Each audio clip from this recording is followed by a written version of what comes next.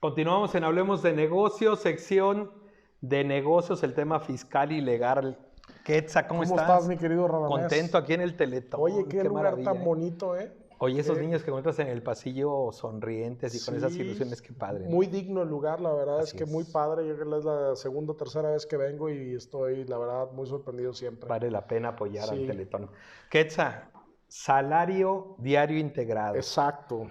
Oye, de repente, a veces no entendemos eso los que somos empleados, porque nos hablan del salario diario integrado y no entendemos. O sea, decimos, oye, a mí me ofrecieron pagar el salario mínimo, que no sé en cuánto está ahorita, pero bueno, digamos 141.70. 141.70. ¿A qué se refieren con el salario diario integrado? Ahí te va, mira, haz de cuenta, el salario diario integrado es lo mismo para efectos prácticos que el salario base de cotización y significa que es el salario con el cual te tienen registrado ante el IMSS. Hay algunos autores que distinguen entre el salario base de cotización y el salario diario integrado, pero para efectos es lo mismo. ¿Por qué? Porque dicen que uno es en un finiquito, otro es en una indemnización, pero no vamos a entrar al tema. Para efectos es lo mismo. ¿Y qué significa? Es el salario real que recibes en forma diaria.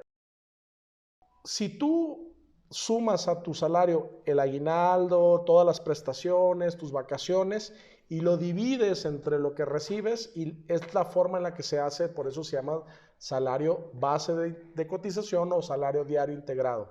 Y para efectos, es lo que recibirías en forma mensual o anual o semanal o quincenal completo, y es con lo que se registra en el IMSS. ¿Por qué es relevante? Muchas veces los patrones, los empresarios, no dan de alta a los empleados con un sueldo completo. Una práctica que es poco común en México, pero que es muy común en Suiza y en Alemania, ¿no? Sí. Entonces, en estos países, aquí es muy raro, pero cuando es. llega a pasar y te Pero detecta... porque se le fue al empresario. Se le fue al empresario Sí, por o sea, error, o a exacto. veces sucede que por un error no se da de alta a un trabajador. Sí, claro. Entonces te detecta la autoridad y te puede multar. Y el problema de esto es que la falta de actualización o la falta de registro genera una multa por cada movimiento. Y son multas que van desde algunos cuantos pesos, como 20 UMAS, hasta 11,000 pesos aproximadamente por movimiento. Entonces es muy relevante la integración, el registro de los empleados. Y todo esto deriva de la pregunta que han estado haciendo en redes sociales, que por cierto nos pueden seguir en redes sociales. ¿Qué significa? Bueno, mira, el salario base funciona así. Tú ganas 10,000 pesos.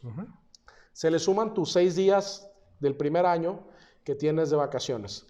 Se le suma tu parte proporcional de aguinaldo y se hace una proporción, es muy técnico, lo vamos a estar platicando mucho en las redes sociales, cómo hacer los cálculos, pero esa parte te da una integración de salario mínimo y ese es con el que te registran en el IMSS. Sin embargo, ¿qué pasa? El próximo año, digamos, no le aumentaste el sueldo al trabajador, pero sí aumentaron los días que le corresponden de vacaciones. Entonces, aumenta la proporción de registro del salario mínimo base de cotización. Entonces, ¿qué pasa?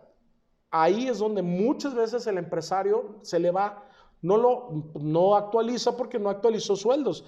Y más ahorita con pandemia nos ha tocado bastantes casos en los que no hicieron actualizaciones porque no se consideró el aumento de sueldo. ¿Por qué? Porque no hubo aumentos de sueldo derivado de la pandemia y de la crisis. Sin embargo, para efectos de IMSS, sí se actualizó porque se actualizaron, cada año se actualizan, acuérdate, los días que les corresponden a los trabajadores. Y eso genera una actualización que deben poner en especial atención todos los patrones. Les recomendamos que lo entiendan, que lo trabajen muy de la mano con su contador, que pregunten. Acuérdense que hay 3 tipos de salario, que es el salario fijo, que es el que cuando le pagas lo mismo, el salario mixto, que es cuando le pagas una parte fija y otra parte con comisiones, y el salario que es plenamente variable, que es muy integrado a comisiones. No es lo más común, pero también se da. Entonces, en esta parte, si cuando es mixto o cuando es variable, se tiene que actualizar bimestralmente. Cuando es fijo, una vez al año. Pero no lo dejemos de lado, es bien relevante para el tema. Ok, ¿y qué sucede con aquellos empleados que trabajan en la iniciativa privada y que tienen prestaciones superiores a las de ley, como la prestación del auto, gastos médicos mayores, te dan de repente algunos bonos para El celular. comida. ¿Eso se integra en el salario? Sí, todo eso se integra. La ley marca algunas excepciones, por ejemplo, las herramientas no se integran, todo lo que te dan. Aunque tengas un plan, por ejemplo, las farmacéuticas, tienes un plan de auto que tú lo vas pagando. Eso es lo que iba. Algunas cosas no se integran, pero esa en particular sí. Por ejemplo, los alimentos, si rebasan del 20% del salario mínimo que pague el trabajador, 28 y tantos pesos, no integran al salario base de cotización. Pero si pagan menos, sí. Hay lugares, o me ha tocado en algunas empresas que dicen, al comedor le cobramos 12 pesos al trabajador por la comida. En ese caso sí integra como parte del trabajo. Oye, te entrego un celular. El celular también es una parte integral del salario. Sin embargo, por ejemplo, hay lugares donde les dan herramientas, es decir, como por ejemplo los uniformes, o en el caso de alguna empresa eléctrica. Sí, eso no es, porque eso es de la empresa. Eso es para prestar el servicio, pero no es como no es una remuneración para el empleado. Cuando le das el celular, le dices, este es tuyo, lo puedes usar personal, te puedes llevar a vacaciones. Ahí sí integra parte del salario base. Recomendación para los empleados. ¿Cómo pueden hacer su cálculo ellos para no andar buscando un contador y que tú les puedan decir? Ahí sí es un tema complejo, no está más. Mejor sería cuestión de que se acercaran con un contador, porque hay gente que estudia durante todo que hablen a Fiat. O que nos busquen en nuestras redes sociales, así es. En Fiat les pueden decir. Puntos asesores, Fiat Legal, nos pueden encontrar y ahí que les podemos ayudar. Excelente, Quetzal, como siempre, información poderosa. Gustazo veraz estar aquí contigo siempre. Y siempre tan elegante. Gracias, igualmente. Muy bien. Nosotros continuamos en Hablemos de Negocios.